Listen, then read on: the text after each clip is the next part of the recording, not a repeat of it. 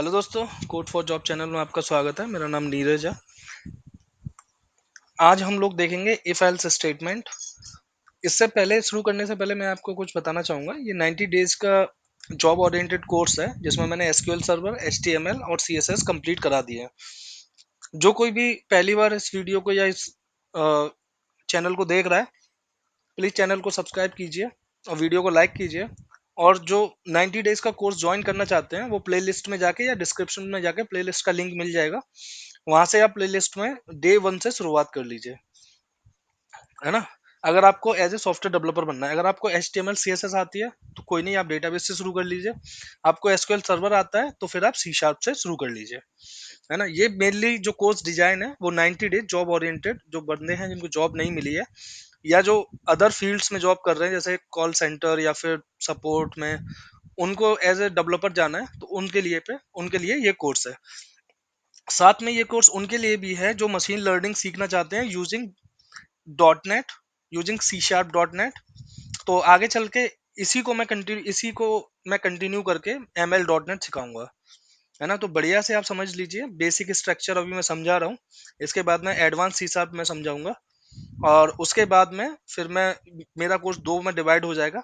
एक तरफ M L dot net रहेगा, मशीन लर्निंग के थ्रू कैसे आप काम कर सकते हैं, कैसे आप प्रोजेक्ट बना सकते हैं। और दूसरा रहेगा A S P dot net core के साथ में। चलिए शुरू करते हैं। सबसे पहले इफ स्टेटमेंट। देखिए, इफ है, इफ एल्स है, ये किस लिए यूज होते हैं? ये कंडीशनल स्टेटमेंट बोलते हैं इनको। कंडीशनल स्टेटमेंट में क्या रहता है कि इसमें कुछ कंडीशंस लगाई जाती हैं।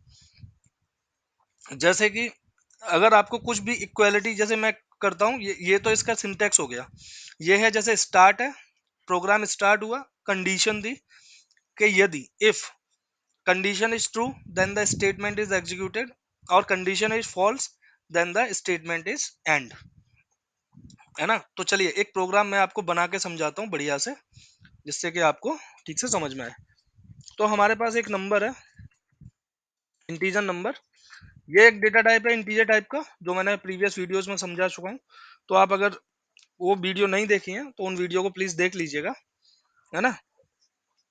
अब क्या करना है, कंसोल, सॉरी, इसमें नहीं लेता ये, बार बार पे मैं कंफ्यूज हो जाता हूँ यार। कंसोल डॉट राइट लाइन, ये टैब का यूज करके मैंने किया। हमें क्या चाहिए, हमें चाहिए एंटर अ नंबर, है ना। एक नंबर हमें यूजर से एंटर करवाना है। यूजर से एंटर करवाना है तो हम लेंगे नंबर, जो ये सब मैंने कल बताया था, equal to convert dot to int 32 read line. जब हम इसका यूज करते हैं तो हम लोग यूजर से कुछ एंटर करवा रहे हैं, और जब राइट लाइन का यूज कर रहे हैं तो डिस्प्ले करवा रहे हैं यूजर के लिए। ठीक है, तो नेक्स्ट। अब मुझे क्या चेक करना है, अब मुझे चेक करना है इफ, एक इफ कंडीशन लगाई। इफ को लगाने यूज करने का तरीका वही है, सिंटेक्स दिखा देता हूँ मैं आपको एक बार और। तो सिंटेक्स है इफ कंडीशन, उसके अंदर कर्ली ब्रेसेस के अंदर आएगा स्टेटमेंट, है ना। तो मैंने किया इफ कंडीशन। अब मैं ये चेक करना चाहता हूँ कि जो नंबर एंटर किया यूजर ने वो लेस देन, ये नंबर जो है वो लेस देन 10 है कि नहीं है, मतलब 10 से छोटा है या बड़ा है ना। तो और यहाँ पे मैं टाइप करवा देता हूँ console the number is greater then 10, ये मुझे कराना है ना। तो कर्ली ब्रेसेस के अंदर ले लेते हैं इसको, यहाँ डॉलर लगा देते हैं जैसा कि हम लोग करते हैं। तो नंबर, है ना, स्पेस दीजिए, इज ग्रेटर देन 10। तो हमें ये चेक करवाना है कि नंबर जो है वो 10 से ग्रेटर है या नहीं है ना। और इसके बाद में हम लोग टाइप करवाते हैं कंसोल डॉट रीड की, है ना। रीड की नहीं, क्योंकि स्क्रीन को डिस्प्ले को रोकने के लिए। तो ठीक है, हम चेक करवाते हैं। अब हम कोई भी नंबर एंटर करेंगे, वो देखेंगे कि नंबर ग्रेटर देन है 10 से, तो 10 से बड़ा है कि नहीं, ये चेक करेगा ये प्रोग्राम, है ना। तो करते हैं इसको एग्जीक्यूट। तो एंटर नंबर, मैंने यहाँ पे 9 किया तो ये मतलब बाहर आ गया, है ना। इसने नहीं बताया कि ये नंबर जो बड़ा है कि नहीं है ना? अब मैं 10 से बड़ा एंटर करवा के देखता हूँ, है ना? तो मैंने यहाँ पे 15 एंटर करवाता हूँ, चलो। 15 क्या है? तो इसने दिया 15 इज ग्रेटर देन 10, राइट? तो इस टाइप की कंडीशन हम लोग इफ में लगा सकते हैं। अब एल्स का यूज हम लोग कब करते हैं? देखिए, अगर हम देखना चाहते हैं कि नंबर जो है 10 से छोटा है या बड़ा है, दोनों केस में, तो हम एल्स के लिए क्या करेंगे? यहाँ पे लिखेंगे एल्स, है ना? यहाँ पे एल्स लिखेंगे और इसी को मैं कॉपी कर लेता हूँ, इसी लाइन को पूरी को कॉपी कर लिया, यहाँ पे कर्सर रख के कंट्रोल सी किया, कंट्रोल वी किया, है ना? तो ये आ गया नंबर इज लेस देन 10, है ना? या तो अगर ये नंबर 10 से बड़ा होगा तो ग्रेटर देन वाला आ जाएगा, ग्रेटर देन वाला जो स्टेटमेंट है वो डिस्प्ले हो जाएगा। एल्स अगर ये छोटा होगा तो लेस देन वाला आ जाएगा, है ना? चलिए अब दिखाता हूँ मैं आपको, रन करके इसको एग्जीक्यूट करते हैं। तो नंबर इज ग्रेटर देन 10, तो मैं इसको कर देता हूँ 12। 12 इज नंबर इज ग्रेटर, है ना? अब मुझे देखना है कि अब मैं स्मॉल करता हूँ, है ना? स्मॉल में 8 करता हूँ मैं, तो नंबर इज लेस देन 10। तो ये हो गया इफ एल्स स्टेटमेंट, है ना? अगर आपको कभी भी इफ एल्स में कोई भी इशू आता है तो आप ये कर सकते हैं, मतलब इशू नहीं आएगा कोई भी, ये ठीक से समझ गए तो। अब मैं क्या करता हूँ, अब मैं इसको हटाता हूँ। अब मैं आपको नेस्टेड इफ एल्स बताता हूँ कि इफ के अंदर आप दूसरा इफ एल्स भी यूज कर सकते हैं, एक एल्स के अंदर आप फिर से इफ एल्स यूज कर सकते हैं। ये सी शार्प हमें फैसिलिटी देता है। तो मैं क्या करता हूँ, 3 नंबर लेता हूँ, है ना? और 3 नंबर में हम ये फाइंड करेंगे कि उसमें सबसे बड़ा कौन सा है ना? ये देखते हैं कि सबसे बड़ा वाला नंबर कौन सा है। तो ए इक्वल टू मैं 15 ले लेता हूँ, है ना? बी इक्वल टू 20, इसने खुद ही, अरे यार, इक्वल टू 20, और सी इक्वल टू 13, इसने खुद ही सारा कुछ दे रहा है। ये इसका इंटेलिजेंस काम कर रहा है। इंटेलिजेंस मतलब कह लो यार, अंदर जो एआई चल रहा है वो इसका काम कर रहा है ना? तो हमने 3 नंबर लिए, ए बी सी। अब ये क्या है ना, जैसे ये तीनों ही इंटीजर टाइप के हैं, मैंने इनके सामने इंट नहीं लिखा है ना? लेकिन तब भी इसने ये इंटीजर यहाँ पे ले लिया, तो ये पूरे में असाइन होंगे। कॉमा लगा के हम और भी असाइन करेंगे तो वो इंटीजर टाइप के ही होंगे, ठीक है? तो चलिए, तो फाइंड करते हैं इफ। अब पहले क्या देखते हैं, पहले हम देखेंगे ए इज ग्रेटर देन बी।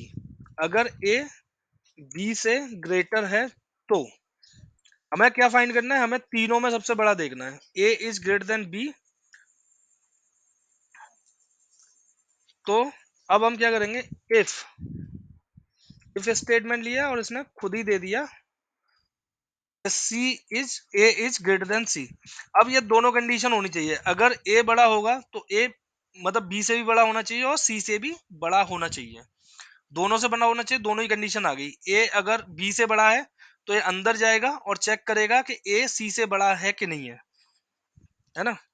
तो अब चलिए लिखते हैं कंसोल डॉट राइट लाइन। जब ये कंडीशन होगी तो क्या करेंगे, हम लोग डॉलर लगाते हैं यहाँ पे ना। तो ए इज ग्रेटर,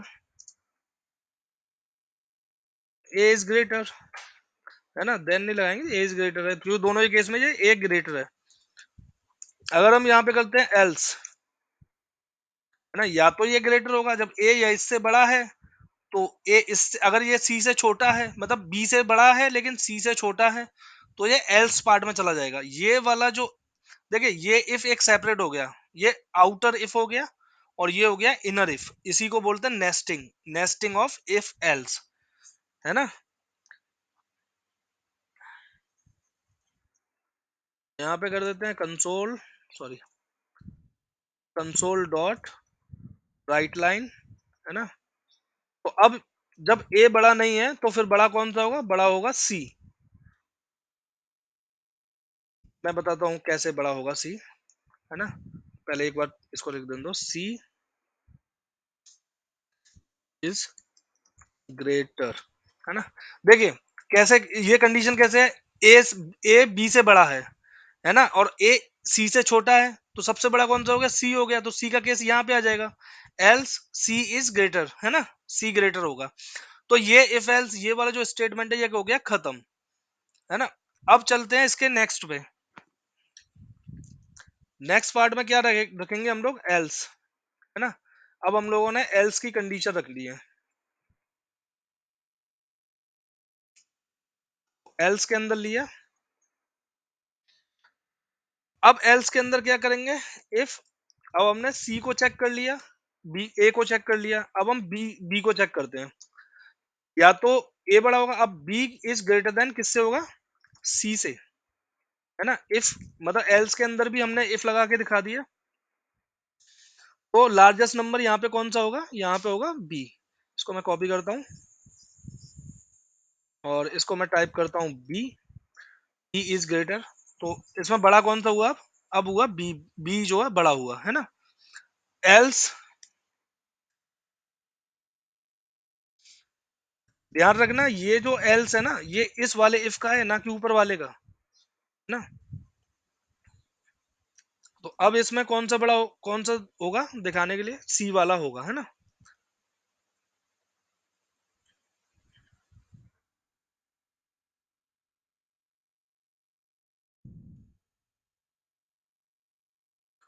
ये हो गया नेस्टिंग ऑफ इफ एल्स, है ना, कि कैसे नेस्टिंग करेंगे इफ एल्स की। तो सबसे पहली कंडीशन हमने लगाई, इफ के साथ में ए इज ग्रेटर देन बी और ए इज ग्रेटर देन सी। अगर ये दोनों कंडीशन मैच करती हैं तो ये वाला स्टेटमेंट प्रिंट करेगा कि ए ग्रेटर है ना। अगर ए सी से छोटा निकला तो ये एल्स पे चला जाएगा, एल्स पे जाने के बाद में ये इसे प्रिंट कर देगा। लेकिन अगर यहीं पे इसको दिखा कि बी, ए जो है बी से भी छोटा है, तो बी से छोटा है तो फिर ये एल्स पे चला जाएगा। एल्स पे जाने के बाद में ये होगा if B is greater than C, तो ये चेक करेगा बी जो है ए से तो बड़ा है, या इस कंडीशन में बी ए से तो पहले ही बड़ा है क्योंकि चेक कर चुके हैं। अब ये चेक करेंगे कि ये सी से बड़ा है कि नहीं, अगर सी से बड़ा होगा तो ये लाइन प्रिंट हो जाएगी, और अगर ये सी से छोटा होगा तो फिर सी इज ग्रेटर, है ना। चलिए इसको रन करते हैं, फिर देखते हैं कि ये आंसर क्या ला के देता है। तो 30 इज ग्रेटर, तो 30 इज ग्रेटर, 30 क्या है, सी है ना। अब थोड़ा सा इसमें फेरबदल कर देते हैं, इसको मैं कर देता हूँ 20 और इसको मैं कर देता हूँ 30। अब कौन सा बड़ा है, अब बी बड़ा है ना। तो 30 इज ग्रेटर देन, ग्रेटर, है ना। तो चलिए मैं आपको यहाँ से थोड़ा सा दिखाता हूँ कि ये कैसे कैसे एग्जीक्यूट हो रहा है। एक काम करते हैं, मैं ना इस पे आप लोगों को एक नई चीज बताता हूँ, ब्रेक पॉइंट्स अभी तक मैंने नहीं बताए हैं, तो मैं ब्रेक पॉइंट्स लगाता हूँ इस पे। तो ब्रेक पॉइंट्स मैं यहाँ लगाता हूँ क्योंकि इसका एग्जीक्यूशन जो है ना वो यहीं से स्टार्ट होगा, है ना। मेन मेथड से ही स्टार्ट होता है कभी भी कंसोल एप्लीकेशन का एग्जीक्यूशन। तो ये यहाँ पे आ गया। अब आपको यहाँ पे दिख रहा होगा ये है स्टेप इनटू F11 और स्टेप ओवर 10, F10, है ना। F11 का मतलब है कि अगर कुछ भी कोई भी अलग से फंक्शन कॉल हुआ होगा तो वो उसके अंदर भी जाके चेक करेगा, मतलब ये इस ब्रेक पॉइंट को लेके जाएगा। ये क्या करेगा, ये ओवर होके मतलब यहीं पे चलेगा, अगर कहीं और से कॉल हुआ तो वहां से वैल्यू उठा लाएगा, लेकिन चलेगा यहीं पे। जब आप एरर आपको आती है या एक्सेप्शंस आती हैं या कुछ भी प्रॉब्लम आती है तो आपको ये काम करना है, F11 और F10 का मतलब फ्रीक्वेंटली यूज करना है सी शार्प के अंदर। तो चलिए शुरू करते हैं, है ना। एरर देखते हैं, इसने ए की वैल्यू ली, बी की वैल्यू ली, सी की वैल्यू ली, इसने स्टोर कर ली। अब देखिए मैं दिखाता हूँ, ए की वैल्यू 15 दे दी इसने और बी की वैल्यू 30 दे दी। अब ये क्या हुआ, इसने मेमोरी में स्टोर कर ली ये वेरिएबल्स की वैल्यू, है ना। तो नेक्स्ट चलते हैं। तो पहली कंडीशन इसने फॉल्स फॉल्स मिली से, तो ये एल्स पार्ट में चला गया, है ना। एल्स पार्ट में चला गया, अब वो ये इस कंडीशन को चेक करेगा, है ना। इस कंडीशन में बी 30 है और सी 20 है। फिर से हम अंदर गए, अब ये इसके अंदर आ गया क्योंकि बी बड़ा है सी से, तो इसने ये वाली कंडीशन चला दी। अब क्या करेगा, ये इस कंडीशन को एग्जीक्यूट कर देगा, है ना। तो कंसोल पे दिखा दी। ठीक है भाई। तो आई होप कि आप लोगों को इफ स्टेटमेंट समझ में आ गया होगा, है ना। इफ स्टेटमेंट में कुछ क्वेश्चंस हैं जो मैं अभी डिस्क्रिप्शन में डाल दूंगा, है ना। तो ये क्वेश्चंस हैं जैसे C sharp program to check whether a given number is even और ऑड। ये क्वेश्चंस प्रैक्टिस के लिए भी हैं और इंटरव्यू में भी पूछे जाते हैं, है ना। अब program to check whether the number is positive और नेगेटिव। पॉजिटिव और नेगेटिव कैसे फाइंड करना है? अगर नंबर जीरो से बड़ा है तो वो पॉजिटिव होगा, और जीरो से छोटा है तो वो नेगेटिव होगा। अगर इवन ऑड आपको चेक करना है तो इवन ऑड आप कैसे चेक कर सकते हैं कि अगर कोई भी नंबर दो से डिवाइड होगा तो वो इवन होगा, और दो से डिवाइड नहीं होगा तो वो ऑड होगा। आपने पढ़ा होगा मैथ में, जैसे इवन है 2 4 6 8, ये इवन नंबर में आएंगे। जैसे 3 5 7 ये ऑड नंबर में आएंगे, 1 ये ऑड नंबर में आएंगे, है ना।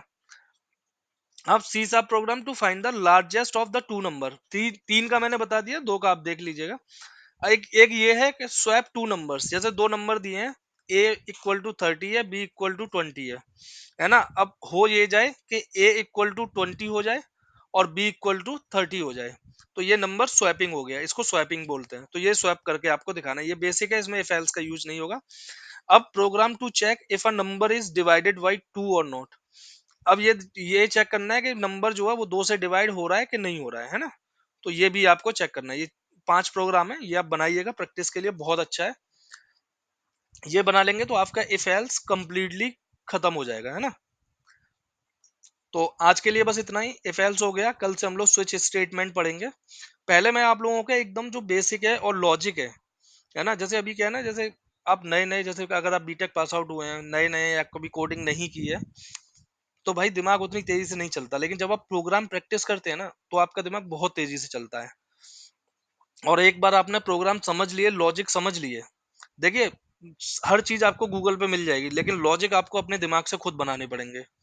यही डिफरेंस है कि जो आज का एआई है, ठीक है ना, वो अभी खुद के लॉजिक उतने तेजी से नहीं बना पा रहा है। वो जब बनाना शुरू करेगा तो प्रोग्रामर भी रिप्लेस हो जाएंगे।